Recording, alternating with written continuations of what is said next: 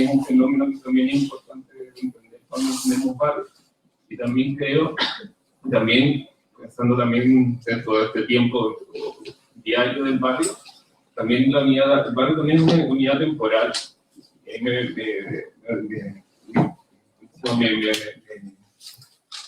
Me ocupo con, pero ocupo un poco a Suki, que es que habla de cómo al final, cuando está en espacios densificados, y se generan esta no simultaneidad de orígenes, cómo al final, en base al concepto de autenticidad, cómo al final, para lo que es para mí un barrio, responde, no sé, para lo que para mí era el barrio cuando llegué al barrio. Entonces, cuando llega otra persona 20 años después, y va a ser otro tipo de barrio. Entonces, como también esas capas temporales que se van generando en la ciudad, sobre todo en las zonas centrales, también van generando otro tipo de imaginario y eso va generando conflictos. Entonces, porque al final, con lo que pasa y lo que logran hacer muchas veces los condominios tienen que ver con este simulacro de simultaneidad. Pero es que generamos esta homogenización también temporal, también, porque también esa es una dimensión que es clave también el tiempo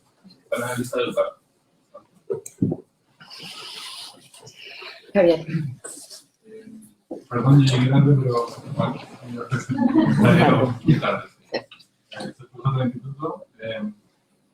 Y quería comentar que, bueno, sobre el tema de la Escuela de Chicago, porque hay un problema súper persistente en los estudios del barrio que hablan de una ideología del barrio que dice la Escuela de Chicago, que es pensar que el barrio es el reemplazo de la aldea. Exactamente. Supone que del paso del campo a la ciudad, el paso de la aldea a la ciudad de las masas, y el único lugar del cobijo, de los afectos, de la cohesión, de la protección, vendría siendo el barrio. Y eso es como la visión nostálgica. El problema es que eso nos remite a un solo tipo de barrio. Al barrio de la niñez, al barrio del recuerdo, al barrio de los abuelitos, o al barrio de la casa, etc. Pero si uno analiza la ciudad, hay muy pocos de esos barrios. Y más encima está el problema de la delimitación, que mencionaba aquí Emil, que es un problema constante en los estudios de barrio. Pero hay muchas otras formas de analizar los barrios. Los barrios como extracción de renta. Aquí está un colega de la Gastón Central. Es un barrio en el cual se extrae renta, se extrae plata. Se ocupa el barrio como lugar de extracción.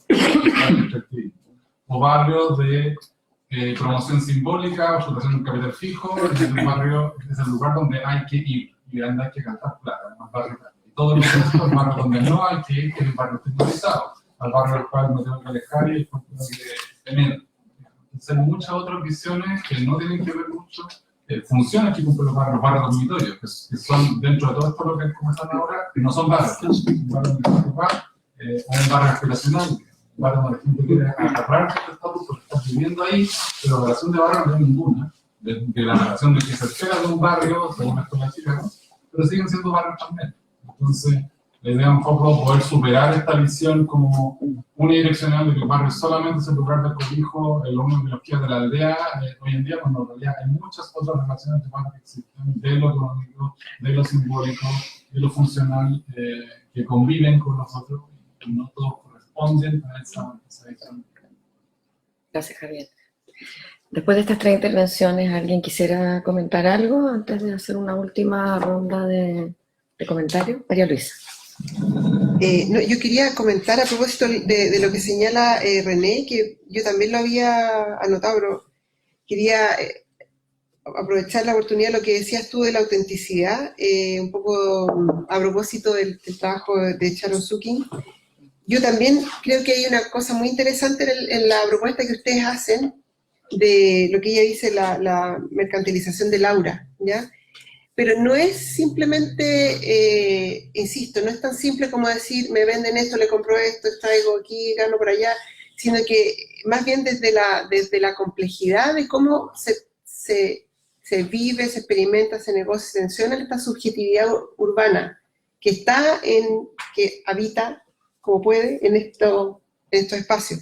Entonces me parece súper interesante porque en el fondo lo que muestra Sukin ahí es que la idea de autenticidad, si uno lo ve desde esta perspectiva temporal, es una tensión entre sujetos que son móviles, ya sea porque se mueven en el espacio, porque tienen trayectorias de movilidad social, porque vivieron una clase y viven ahora en otra, etcétera. Pero en esta deslocalización de las identidades, digamos, por ponerlo así más, convivimos con una idea de lo que somos y con lo que queremos ser, ¿no? Entonces, esa negociación es muy compleja y yo creo que en lo imaginario que ustedes levantaron está muy claro cómo en el fondo esta circulación de repertorios de autenticidad muy complejos, ¿verdad? Muy complejos, están ofreciendo un poco algunos anclajes en una sociedad que yo he trabajado más el barrio alto, insisto, pero es un barrio que en realidad está muy tensionado por estos procesos de movilidad social, densificación, cambio en en tipo de vivienda, colegio, que es una cuestión que no se ha hablado, pero que va ahí de la mano absolutamente. Ojalá todos pudiéramos caminar al colegio. Caminando al colegio, porque hasta los grupos privilegiados no lo pueden hacer porque los colegios segregan, no son, o sea, uno quiere, pero los colegios deciden al final quién pertenece y quién no pertenece. Entonces, creo que entender autenticidad en ese sentido, ¿no? De esta dinámica que está entre lo que aparece en esta idea de barrio, ¿verdad? Que se quiere como recuperar, y también lo que los individuos ven como un horizonte futuro, creo que es muy, muy potente en el material que ustedes recogen.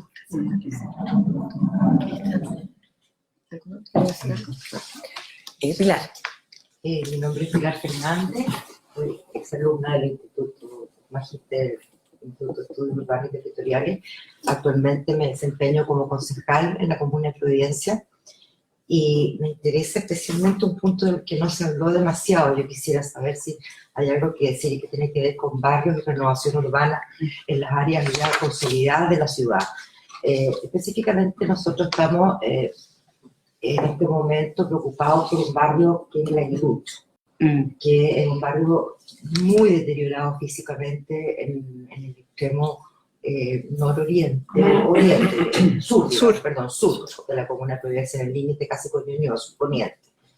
Y ahí existe todo lo que ustedes hablaban respecto de que el barrio tiene que ver con las relaciones humanas, la vida barrial, lo que decía recién Pedro de las distancias, todo cerca, el pan, la panadería, etcétera, etcétera. Aunque morfológicamente, físicamente la estructura física del barrio está extraordinariamente deteriorada, o sea, las casas por dentro ya no existen prácticamente, salvo las fachadas. Ahí nosotros enfrentamos un problema bien concreto, o sea, bajando de lo académico a lo pedestre, porque nosotros tenemos que renovar ese barrio. Y ocurre que el fantasma de la gentrificación es algo que está pesando fuertemente sobre nosotros cuando tenemos que tomar decisiones, sobre todo dado que la gente que vive ahí actualmente es gente de bajos ingresos, que difícilmente van a poder adquirir una vivienda propia en un barrio que claramente va a cambiar su valor, no solamente por la renovación arquitectónica urbana que se haga de él, sino que además por la posición respecto a la mancha urbana que tiene esto ahora y la que tenía cuando fue una población obrera al principio del siglo XX. Entonces, va a tener una estación de metro ahí mismo, digamos, ya tiene una conectividad. Entonces, ese tipo de problemas, además ahora los planos reguladores con la nueva ley que está vigente hace poco más de un año, impone una imagen objetivo previo a la determinación de la normativa que va a regir que va a normar el sector, digamos. Entonces, es extraordinariamente importante los temas que ustedes han planteado, y especialmente me interesan los temas que planteó el profesor Vanen en relación a las distancias, a cómo se establece la escala de barrio, cómo se establece el tejido morfológico que va a permitir la vida barrial a la que ustedes se referían, y cómo intentar preservar, porque el valor del barrio se lo dan los habitantes, que generalmente van a terminar yéndose, dada la renovación que es inminente por lo demás, porque hay una presión brutal. O sea, ya eso está lleno de sectores blandos en el área central de la ciudad quedan pocos, y los vecinos, los propios dueños de las están reclamando que se les renueve este barrio a costa de ellos. Entonces, ahí hay una contradicción que nos vamos a tener que enfrentar bien importante en cómo mantener la vida barrial cuando las relaciones que la generan se destruyan, porque inevitablemente va a haber una identificación, y cómo construirla o reconstruirla a partir de la medida, digamos, o del tipo de vivienda. En fin, es un problema grueso que intentar aterrizar tanta teoría y tanto conocimiento académico en la práctica. Gracias, Pilar. Vamos con 2 o 3 intervenciones más para luego ir ya haciendo los comentarios finales. Emilio. Emilio. Dentro de la conversación que se está generando, me pareció también que de alguna forma el barrio es como un diálogo continuo entre cohesión y conflicto, ¿no? Porque está en transformación todo el tiempo, está transformándose, no es, digamos, estático, van llegando nuevos habitantes, etcétera, y siempre se va generando ese diálogo entre la cohesión y el conflicto. No sé si se podrá hablar de que es difícil definir el concepto de barrio de cuando es un buen barrio. Lo único que se me ocurre, quiero compartirlo, pero no significa que sea así, es que quizá un buen barrio podría caracterizarse por presentar cohesión, pero a la vez con bajo nivel de conflicto con los otros. No sé, se me ocurre que podría hacer algo por ahí, porque en la medida de que existe cohesión, pero si esa cohesión, de forma no deja interactuar con nosotros, cuando hablan de esta frontera entre lo público y lo colectivo, entonces quizás no es tan positivo, nos terminamos en una comunidad cerrada, muy independiente, que establece una relación de conflicto alta con nosotros. ¿Alguien más quisiera? Una de los bienes de producción del patrimonio cultural y soy la comisora electoral de se está conformando una junta de vecinos y soy parte de la comisión electoral en Vitacura, ¿bien?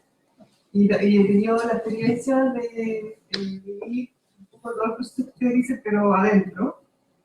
Y efectivamente lo que tú dices, o sea, hay actores que son externos y que en el fondo no están dialogando con los actores internos. Esa es la realidad. Entonces, a mí me parece muy importante que en el fondo la administración local, los municipios, tengan, digamos, que la norma a futuro pueda cambiar, porque los famosos cladecos, por ejemplo, que lo hacen personas de afuera, lo debieron hacer la Junta de Vecinos. Sí, debieron ser los que generan los cladecos y se junten los cladecos y se haga el cladeco final. Pero, porque te digo, el trabajo que hay de puerta a puerta es gigante. Y por otro lado, a menos que nos hemos dado cuenta del trabajo que estamos haciendo previo a las elecciones, es que hay que tener mucho cuidado porque todo lo que es juntas de vecinos está muy cooptado por poderes políticos. Y no hemos tenido que, incluso estamos a punto de inhabilitar a un candidato por eso. Porque no cumplió con su administración anterior y venía también un poco, digamos, y sus funciones eran poder captar votos y cosas de ese tipo. Entonces yo creo que hay muchos temas estructurales que hay que cambiar en la norma para que los barrios vayan teniendo su propia identidad y también vayan generando, también creo que yo desde el punto de vista de la cultura, identidad cultural nueva, porque las cosas van cambiando. Ahora ya hay, mira, un año u otro, vaya a ver que hay 3 edificios nuevos. Entonces lo que tú hiciste el año anterior, respecto a lo morfológico, físico, ya va a tener que actualizar el año siguiente, ya, que es una realidad. Pero sí, el tema cultural en las redes internas es muy importante activarlo, siempre actualizarlo. Toda la actividad cultural. Eso es la vida como un estado de máquina final, en la parte de la morfología urbana. Y para los jóvenes y para el futuro.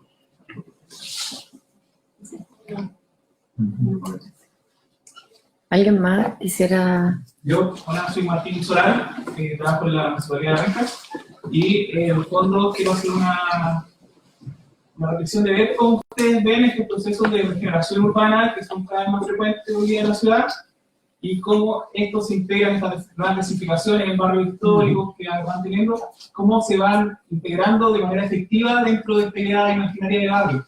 Porque al generarse esta renovación, en el fondo llega un nuevo edificio de tantos pisos, por un ejemplo, dentro de un barrio consolidado que puede tener 50 años, y eso rompe un poco el imaginario. ¿Cómo ven ustedes que esta integración, tanto espacial, porque comparten el mismo espacio, idealmente podrían ir al mismo colegio, van a comprar el pan donde mismo, van a compartir la misma escala y el espacio público, que es lo que define el barrio, ¿cómo ustedes pueden ver que esta integración, o sea, que este proceso de regeneración urbana sea como una integración efectiva en el fondo, y que no sea destructiva, o no sé, desde ese pienso, pero como lo que ustedes según su experiencia, o si hay algunos casos efectivos, eso. Gracias. ¿Alguien de acá quisiera comentar algo? Sí, Vamos a hacer una última ronda de un par comentarios. de cosas y cerramos, sí. No sé si voy a responder alguna de las comentarios, preguntas, pero quisiera hacer un par de cosas. Respecto a esta condición del barrio y de la ciudad en cuanto a un proceso en el tiempo y en cuanto a un proceso de cambio, también en una referencia a Doxiadis, no soy un experto en Doxiadis ni un fan de él, pero me lo recuerdo, que es, Doxiadis planteaba que los procesos urbanos no se pueden dejar al libre albedrío, ni tampoco se pueden contener a la fuerza. Lo que hay que tener es la inteligencia para orientar las fuerzas que mueven a los procesos urbanos. Lo que no es fácil, pero eso también, extrapolándolo a dos ejemplos, las estrategias que se nos han ocurrido hasta ahora respecto a integración social. En un momento se planteó con la SODUC y todo que era interesante integrar a lo menos un 5% de vivienda social en los conjuntos SODUC.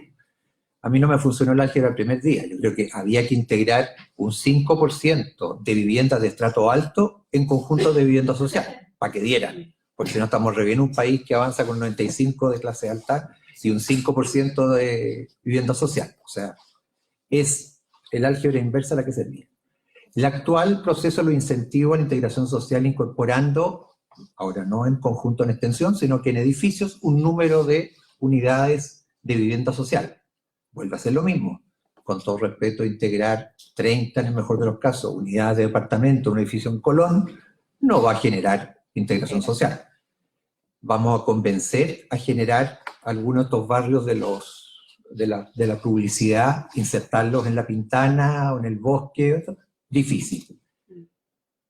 Pero si fuimos lo suficientemente creativos para convertir la cuestión de la vivienda social en negocio inmobiliario, como fue el subsidio habitacional, ¿por qué no seremos, y aquí me autodesafío como academia, igualmente creativos para hacer interesante al mercado, si esas son las reglas que nos acompañan, el bombardear, en el mejor sentido, de equipamiento a los barrios desprovistos? O sea, llevar centralidad a la periferia y no intentar llevar a todas las periferias a unos pocos centros, no exageremos tampoco.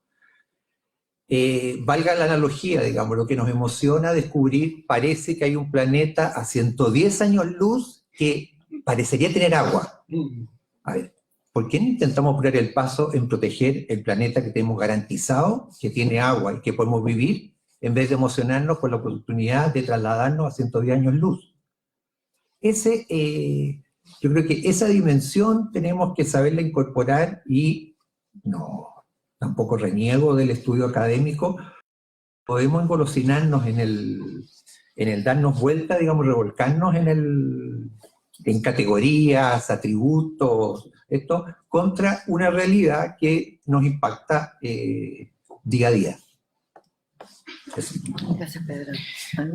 No, solo para ir cerrando, yo creo que, bueno, las preguntas que se hicieron ahora que tienen que ver más bien como con temas de procesos de regeneración urbana, gentrificación, la política pública, y cómo la academia puede dialogar con eso, yo creo que es fundamental, porque son procesos que hoy en día producen mucha tensión y se requiere de un levantamiento de información que permita al menos generar que esas políticas o esos procesos de regeneración actúen de una mejor forma, digamos. O sea, hoy día tenemos ciertas limitaciones y ciertas condiciones previas de nuestro contexto nacional, el mismo hecho que el precio del suelo se haya liberalizado y que la plusvalía de los lugares hoy día es imposible que podamos tener sociedades más, menos desiguales, digamos, donde podamos instalar viviendas sociales en lugares de clase media alta. Sabemos que eso hoy día es bien complejo, pero sí, por lo menos, atendiendo un poco a lo que tú preguntabas, sí me parece que es bien fundamental poder aportar en los procesos de protección de ciertos barrios que hoy día están, como tú planteas, deteriorados, pero que eso no sea la justificación para ir a instalar, digamos, que es lo que está pasando en ese entorno del que tú hablas, edificios de...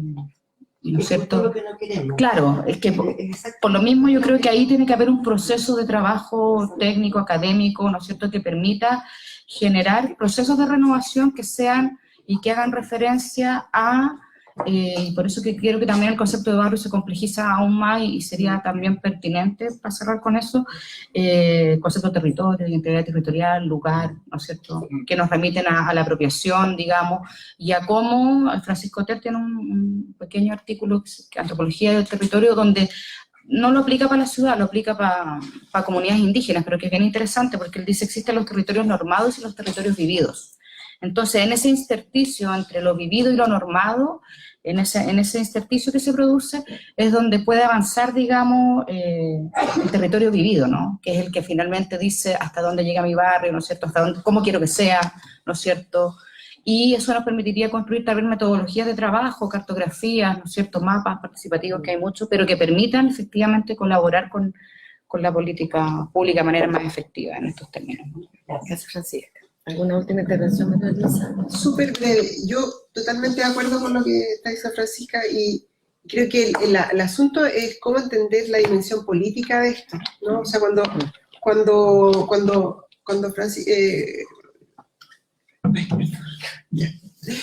cuando vemos la dimensión política y en el fondo entendemos que el hacia dónde dirigimos las fuerzas, ¿verdad? Con qué horizonte. Nosotros ya sabemos qué es lo que va a ocurrir cuando se instala una estación de metro. Se sabe cómo va a ser el proceso de acumulación, lo han estudiado, ¿verdad? Javier, Ernesto López, sabe quién gana, ¿verdad? Y que hay inversión pública, pero quien finalmente se beneficia de esto es generalmente el sector privado. Entonces, ya sabemos que va a ocurrir eso. ¿Cómo lo anticipamos ahora políticamente en el sentido de ofrecer anticipadamente que eso esté distribuido como de una forma que reduzca la desigualdad, que reduzca la asimetría, ¿sí? Y eso es una discusión política mucho más compleja, ¿ya? Que obviamente no se está dando.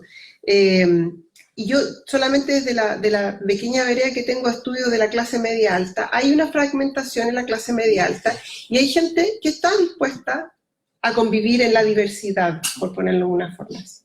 Es una diversidad compleja, es una diversidad tensionada, es una diversidad que reproduce desigualdad, efectivamente, pero está en contra, digamos, de seguir fomentando la segregación, la autosegregación. Entonces, ese trabajo también es político en el sentido de ver qué actores están dispuestos a colaborar por ejemplo, en el sector del aguilucho, de efectivamente trabajar en pos de que los antiguos residentes no se vean desplazados, en cómo articular un habitat que también los incorpore, en fin. Entonces creo que ahí mi trabajo por lo menos ha mirado mucho, trato de mirar mucho eso, segmentos más privilegiados también están fragmentados y creo que es muy importante en la discusión política tomar esa hebra de un cierto progresismo que se haga cargo seriamente de esto.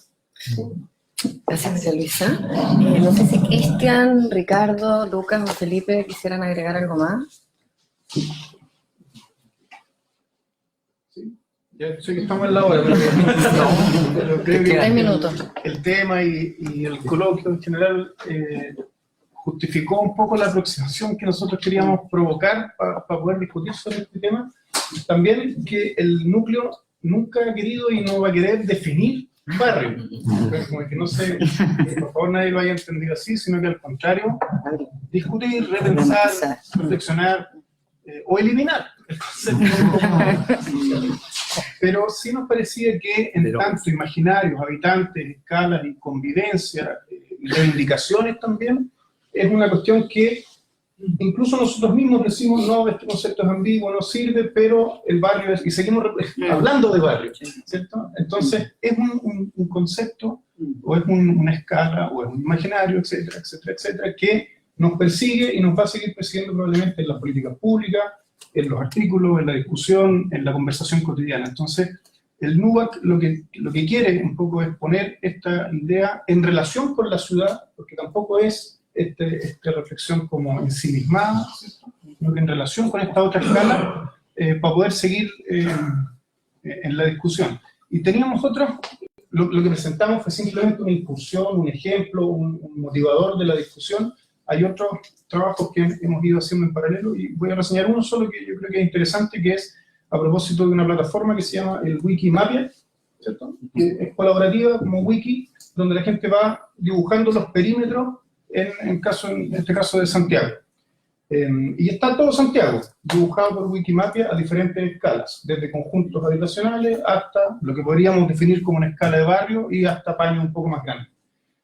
Con Ricardo Tufelo, al fondo levantamos esa información y la contrastamos con otras escalas, como las zonas censales, como las juntas de vecinos, como con otras escalas, en términos de su consistencia interna, en función de diferentes variables. Y resultó, a lo mejor Ricardo lo puede explicar más en otro coloquio sobre eso, pero resultó que esa escala, que es la suma de colaboraciones individuales para generar perímetros de desarrollo, es mucho más consistente o es mucho más homogénea en algún sentido en términos de diferentes variables. Entonces, tampoco, esa es mi opinión más personal, no sé si el resto de la gente lo comparte, pero tampoco es como para desechar el concepto como tal. A pesar de su complejidad, a pesar de sus tensiones, a pesar de sus diferentes dimensiones, o diferentes tipos de barrio, algunos, claro, o incluso con la diferencia entre Argentina o Colombia, etc. Entonces, la invitación desde el núcleo es a seguir, en el fondo, en esta discusión. Vamos a hacer más coloquios probablemente en el futuro, y también esto se puede ampliar si hay más gente interesada en participar. Así que muchas gracias a todos por haber venido, por el interés y materia.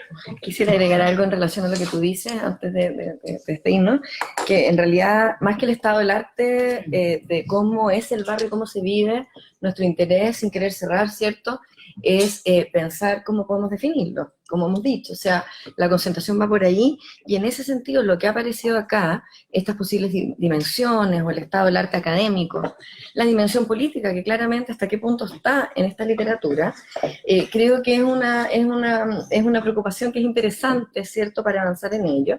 Y también decir que esta mirada histórica que le dimos, una de las principales conclusiones, lo podría haber dicho Consuelo tal vez, es que no hay un antes y un después con el barrio, atributos que aparecen y que después se reemplazan por otros. Hay una cierta convivencia y permanencia de ciertos atributos que también está, de alguna manera, influenciado por el fenómeno urbano, ¿ya? Así como en los años 30, el problema de la urbanización hace emerger esta idea de barrio, y lo da cuenta bien esta revista chilena que mencionaba Francisca. En el fondo, estamos en pleno proceso de urbanización, ¿cierto? Y el barrio aparece como una idea. Hoy día aparecen los discursos patrimoniales, por ejemplo. O sea, el barrio Las Flores es un barrio que, en el fondo, no había norma, no había atributo en la norma que pudiese ser vida de barrio como atributo patrimonial, y sin embargo apareció. Entonces, esas son como los fenómenos urbanos nuevos que también, no sé si a modo mío o a nombre de NUAC, hemos encontrado también, ¿cierto?, en este proceso de revisión. Y, como decía Felipe, bueno, agradecer como miembro del equipo, que está conformado por Cristian Matus, Ricardo Tufelo, Lucas, Consuelo, Felipe y yo. Agradecer a los 3 profesores que han venido a darnos tantas pistas, luces y valiosos comentarios en esta discusión, por su tiempo, y obviamente también a todo el público que hoy día ha participado tan activamente. Como decía Felipe, los dejamos animados, ojalá, ¿cierto?, a seguir discutiéndolo. Muchas gracias. Okay.